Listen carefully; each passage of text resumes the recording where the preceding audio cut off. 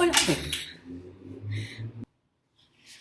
Hola, je m'appelle Flavie, je suis française, de Brenne. De Brenne? Non.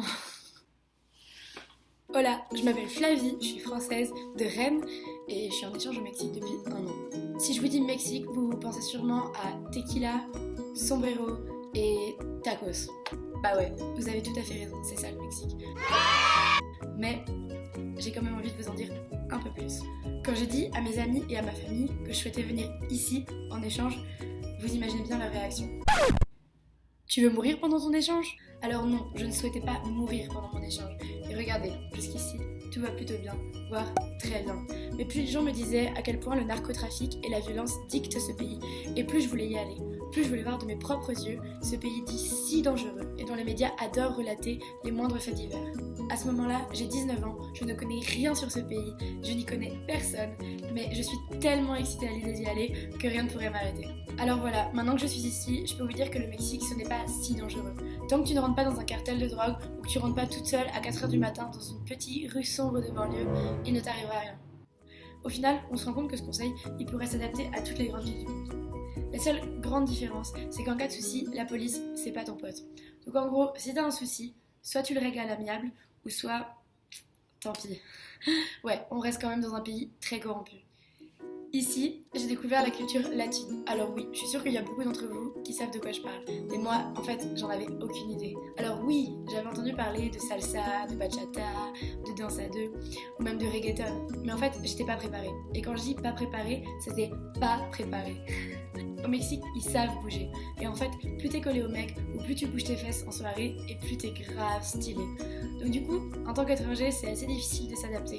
Mais en fait, on se rend très vite compte que c'est bien plus cool. Il y a moins de préjugés, moins de barrières, et du coup, ils sont super heureux. Concernant les boissons, et l'alcool en particulier, ici la tequila, ils la boivent avec du skirt. Le skirt, c'est une sorte de boisson gazeuse type coca, mais plutôt à base de citron. Skirt, ça veut dire éjaculation féminine en anglais. C'est là que vous vous rendez compte qu'on est dans un pays très touché par le machisme et dont l'image de la femme est très dévalorisée. Ici, le chef de famille, c'est le mâle et il gagne 13,6% de plus que sa femme. Pour la petite anecdote, le 8 mars dernier, journée internationale de la femme, on est allé dans les rues manifester avec mes amis. J'habite à Guadalajara, c'est la deuxième plus grande ville du Mexique, c'est-à-dire plus de 4 millions d'habitants. Et dans les rues, ce jour-là, on n'était pas plus de 400, et très majoritairement des femmes.